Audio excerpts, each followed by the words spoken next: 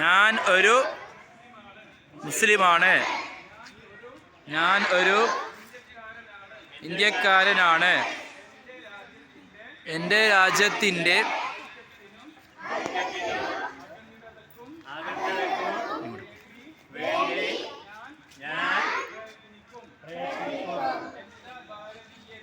എല്ലാ ഭാരതീയരെയും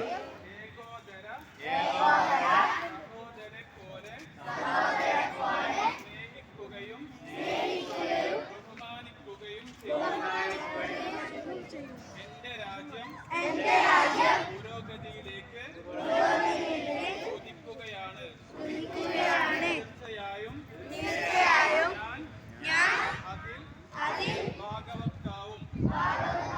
വിശ്വാസാചാരങ്ങൾ നിലനിർത്തിക്കൊണ്ട് മറ്റു മതസ്ഥരെ ബഹുമാനിച്ചുകൊണ്ട് ഈ പരമാധികാര റിപ്പബ്ലിക്കിൻ്റെ സുദിനത്തിൽ